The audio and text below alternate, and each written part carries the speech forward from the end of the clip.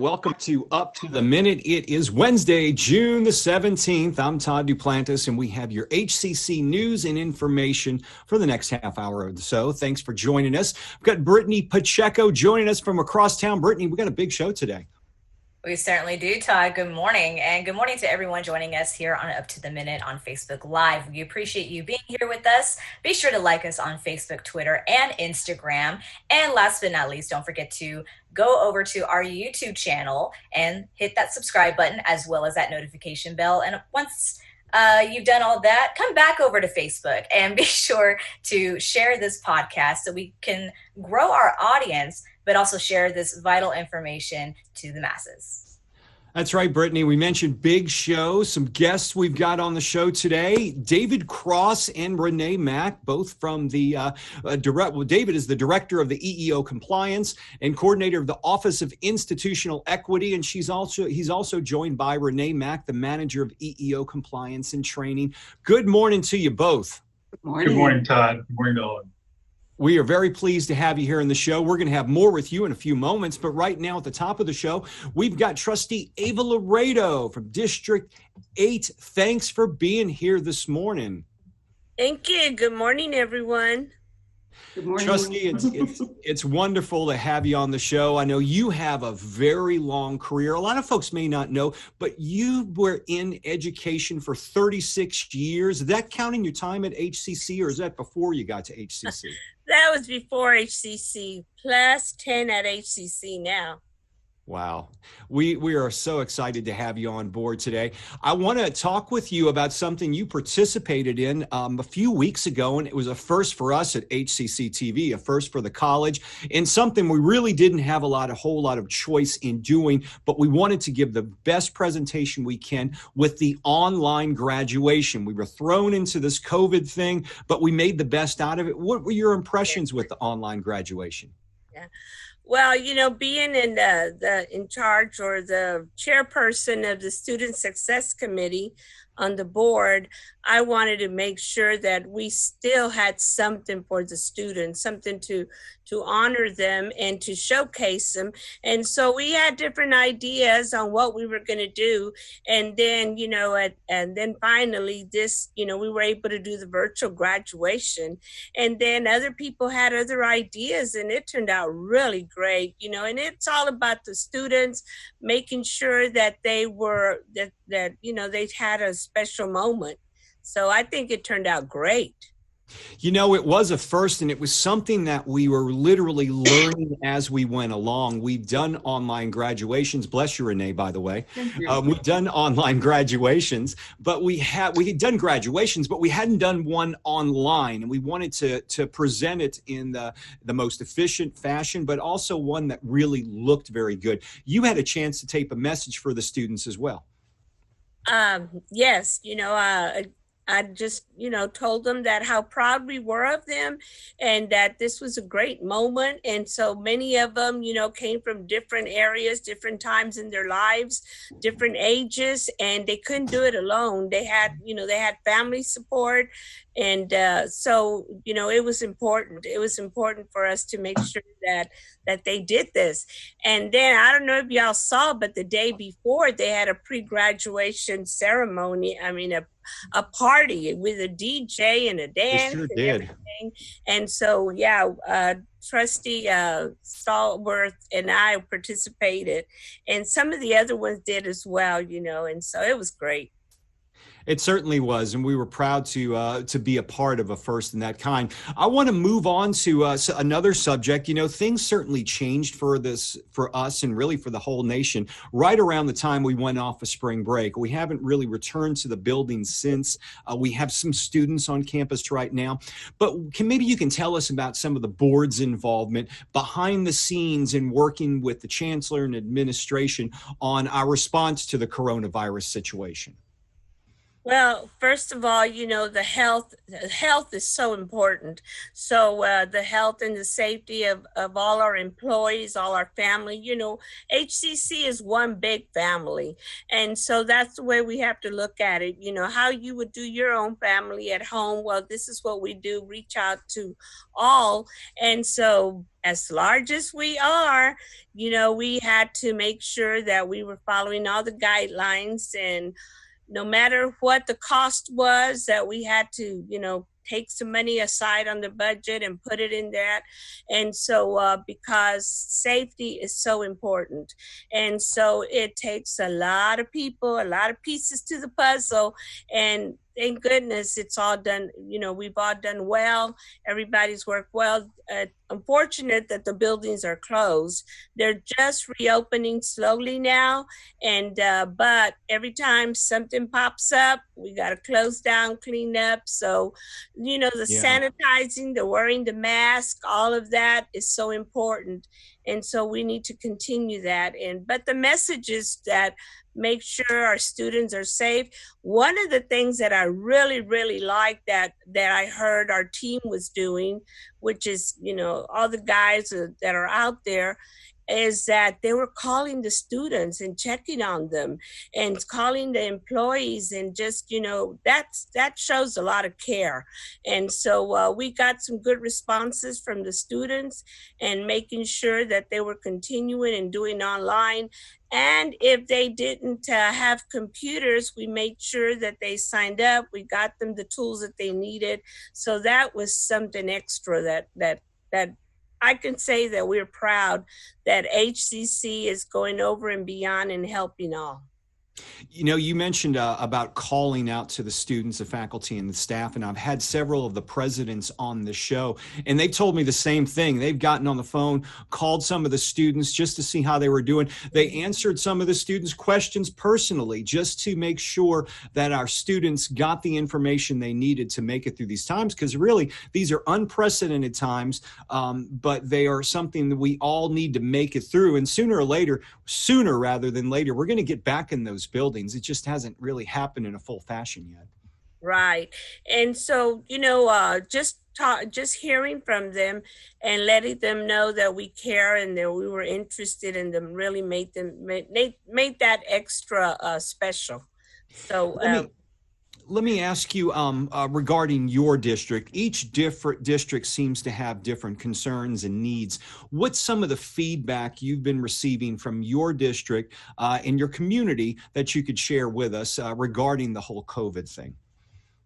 Well, one of them is jobs. They're concerned about their jobs and that in food.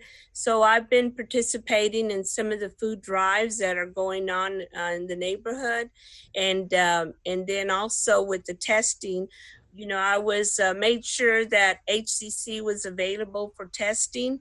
And so with the help of one of the councilmen and the mayor, and then the chancellor and our board members, we are using HCC Southeast as one of the testing sites where they can just drive up there, and we're using the garage. So it's really nice because they can just drive in, get poked, and then just go on out. So in one of the committees that I'm in, I'm always looking for ways to help the community. We wanted to get the word out because people still not going out to get tested. So we gave through the LULAC and Representative Morales, we gave out these gift certificates to HEB, and with HEB's sponsorship, we gave out $25 gift certificates so that they can go buy some food, and that helped them too, So, but it was, I don't know if anybody has gone to get the test, but after you get it, I told them it feels like you took a dive in the pool and the water went up your nose, So, it's like, oh. And so, but, I'm glad that was an extra service that we could do there at HCC Southeast. And so and our students, we keep reminding them that school's still going on. We're there for them, and then go ahead, take advantage of the classes. So our community, we're really the same throughout. The district that I represent starts on the east side and goes all the way. And I always say my district is a river because it goes across through town and then through Allen Parkway and all the way to Shepherd in 59. So I start on I-10 East and Federal, and I just meander through the whole city. So I have a little bit of everything. So. Trustee Loredo, we're proud to have you as a trustee, and we thank you so much for your support and being here on the show. And I know you've got an online board meeting coming up later on today, so it's going to be a busy day for you. We appreciate you being here. So thank you again. And again, to everyone, stay safe, stay strong, and we will be back. So thank you. Have a great day, everyone. Thank you, Trustee. We will see you again soon. Okay, thank you. And we're going to venture across town. We've got David Cross joining us and Renee Mack. Good morning to you both again. Good morning, Todd. It's great to be here. David, I want to start with you first. Let's talk a bit before we get to our questions. Maybe you can tell folks exactly what your office does and how you're involved with the college, because we know you do a lot of things, but the audience may not be aware of everything you do. Maybe you can clear that up. You betcha. We are very excited and honored to have the role that we have with the college. The Office of Institutional Equity is the office that was appointed by the Chancellor and the board as the office to deal with issues related to discrimination and illegal harassment.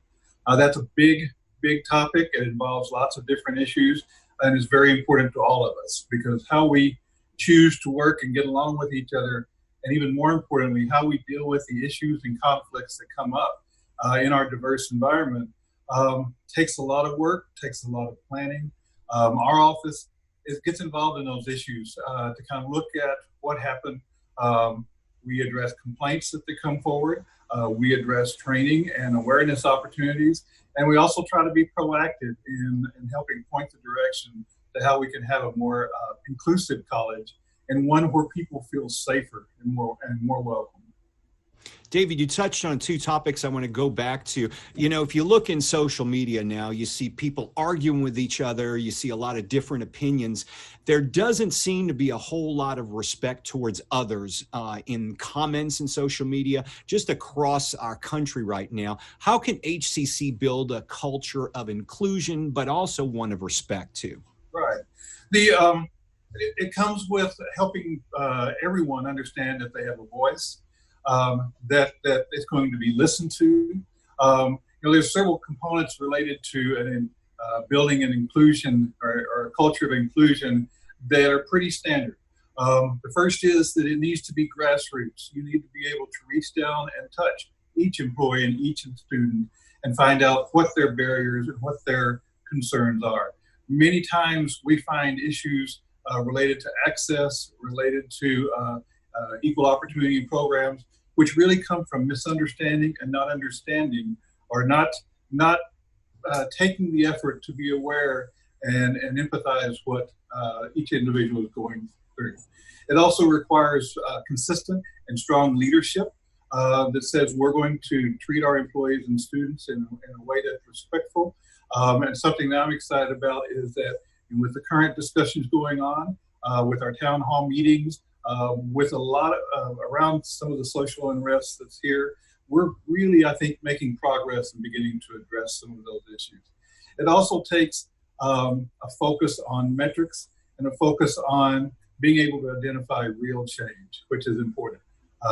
It happens at a lot of levels. It happens very complex. It could take me another 2 hours of talking about this, because it is exciting. It starts with a culture of safety and safe campuses. But it builds into creating an environment where we can negotiate with each other, we can understand each other, we can talk through our problems, even if they're difficult. David, let me ask you this too. HCC is really big on student success. We really promote this, but a number of our students may find barriers keeping them from being successful. How can we remove barriers to success for all students, faculty, and staff? Yeah. It starts in the beginning. We often talk about sometimes we go back and we find barriers after the fact, when it might have been certainly cheaper and more efficient if we had gone to folks and asked them what were those barriers in the first place. It comes from creating forums, discussions with not just certain students, but all of our students, and including our employees. What is it that stops them? I've had folks talk about issues that, for example, barriers to getting access into buildings that I would never imagine, because sure. I have the ability to walk around them and not see them. It also, those are issues that come up in classrooms.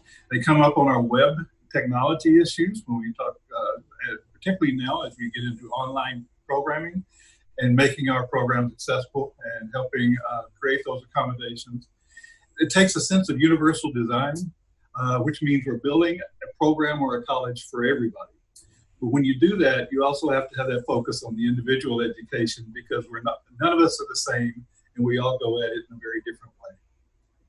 Absolutely. David, I appreciate it. We're going to move to Renee Mack. Good morning, Renee. I've got to mention to folks, because we've been working together over the past couple of years, but over the last year, we've been working on some videos. And because of you, we've got a new program we've been using, and folks are going to start seeing more animated videos because you introduced us to a software form that we're going to be working with you guys with. Absolutely. We're really excited about this particular animation, because it's going to be designed for students and by students, and it's going to tell them about their rights, particularly as it is involving Title IX. So we're very excited. We've already seen some of your work.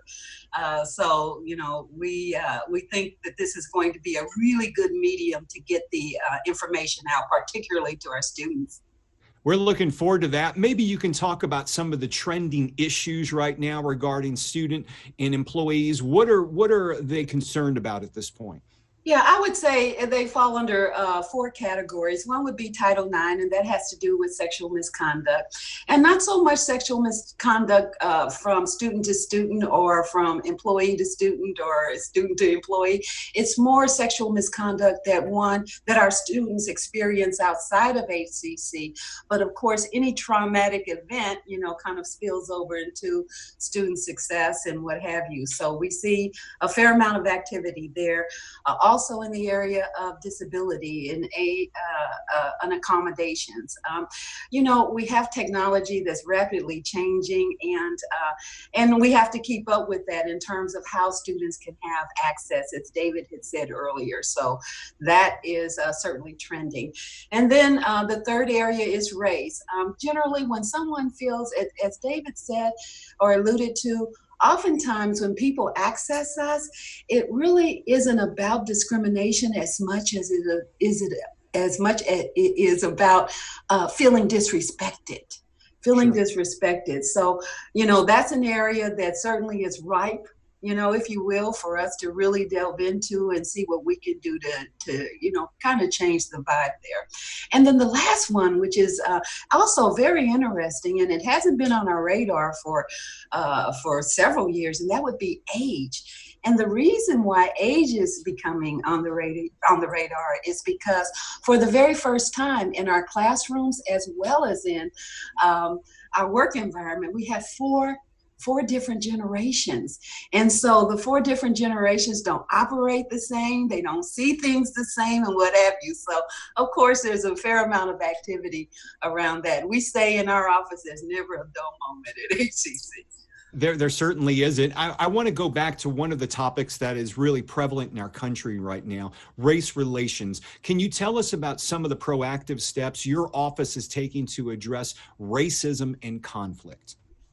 Well, some of the things that oftentimes we see situations where they're really not a violation of the law or a policy. Rather, as I said before, it's a concern. So we take the initiative to actually reach out to individuals. And most of us are certified mediators. So oftentimes we get an opportunity to, if you will, mediate the situation and try to have a meeting of the minds. We are also in the process of taking a look at other training venues with regard to things like implicit bias, for instance. Implicit bias has to do with stereotyping, just things that we just automatically learn and act on without even, thinking about it. So all of those areas are areas in which we are either looking for a training venue or we are developing training in the area. And it seems the message is getting out across the college, because I know Janet May had a discussion yesterday online, and students are seeing more activities, more virtual online events, discussing some of these topics you brought up today. Absolutely. And as David said, the more we have these sometimes very hard conversations and the more we listen, I think the really linchpin of all of this is that the administration and the instructors and everybody affiliated with HCC really needs to listen. And once we really hear what it is the concerns are, then we really can appropriately address them. But the first and foremost is let's listen. Boy, I agree with that. I want to ask you one final question, and it may be hard to imagine right now, but what are some of the future challenges that your office could be facing in the next few years that are now on your radar? Yes, thank you for asking that, because there are a lot. I mentioned Title IX before, but Title IX is just, the Department of Education has just released some additional regulations in the area of Title IX. We already know that all employees are mandatory reporters. We know that. We know that there is an extreme consequence if you don't report. We know that, but there are so many other areas in changes. For instance, we're going to have to develop an opportunity for anybody that comes forth with a Title IX complaint to have live hearings. And there are new definitions with regard to what constitutes sexual harassment. So all of those things are areas that are, that's just foremost and in the forefront. But the other area that's in the forefront, of course, we all know, is that the Supreme Court just ruled that individuals that are a part of our LGBTQ community are now covered under Title VII. What most didn't know is that EEOC kind of conveniently always put those kind of complaints under gender or under sex. But now we have a very distinct avenue. So that's good news. Renee Mack and David Cross, we appreciate both of you being here with us this morning and letting us know more about your office and some of the things you have challenging on a daily basis. I know it keeps you guys busy and never a dull moment, right? Yes. Right. Thank you, Todd. We really appreciate it. Yes. Thank you. We look forward to working with you both as we move forward. And Renee, we're going to see some new videos soon, I'm sure. Thank you. All right. Bye-bye. We're going to move across town. We've got Brittany Pacheco at her home. And Brittany, we've got a couple of special events coming up this week. One of them happening on Thursday, and it's part of the series of events we have commemorating discussion around Juneteenth.